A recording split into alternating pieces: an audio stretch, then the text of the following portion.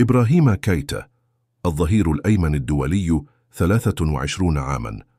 الوضع الحالي: أكد نادي الترجي الرياضي التونسي توصله إلى اتفاق مبدئي مع إبراهيم كيتا ظهير منتخب موريتانيا قادما من مازيمبي الكونغولي، وذلك في صفقة انتقال حر، ومن المتوقع الإعلان الرسمي عنها فور رفع العقوبة عن الانتدابات من قبل الاتحاد الدولي لكرة القدم فيفا، علما أن عقد كيتا مع مازيمبي انتهى في اليوم 30 من شهر يونيو عام 2025، مما جعله لاعبا حرا، كما أنه من مواليد مالي ويمتلك خبرة دولية مع منتخب موريتانيا منذ شهر مارس عام 2022.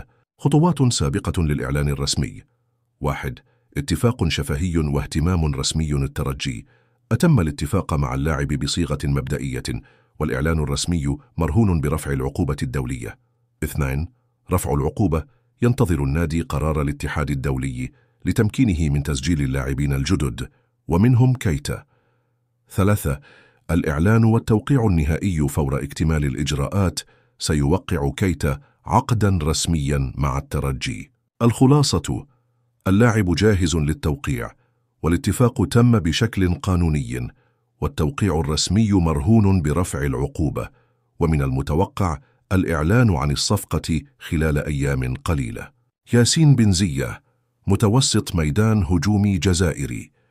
توصل نادي الترجي الرياضي التونسي إلى مفاوضات متقدمة مع اللاعب ياسين بنزية، وهو لاعب ذو خبرة كبيرة في الدوري الفرنسي، إذ سبق له أن لعب في أندية مثل ليون وليل وديجون. وبحسب المصادر فإن الصفقة تشمل رغبة مشتركة بين الطرفين، مع توقع إعلان رسمي خلال الأيام القليلة المقبلة، وذلك بعد التوافق على التفاصيل المالية وعقد اللاعب.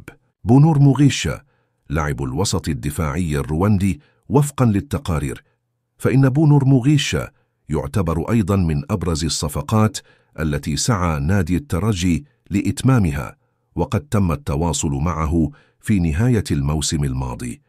وبالرغم من أن الاتفاق معه قد يكون شبه نهائي من ناحية النقل الفني، إلا أن التفاصيل المالية قد تكون ما زالت قيد النقاش.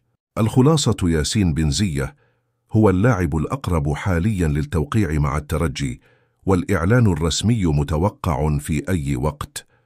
بونور موغيشا أيضا في صفوف القادمين، والإعلان الرسمي قد يكون قريبا. ويبدو أن سوق الانتقالات لم يكشف بعد عن كل أسراره، والترجي يعد بميركاتو قوي إن كنت من عشاق نادي الدم والذهب أو من متابعي الكرة التونسية.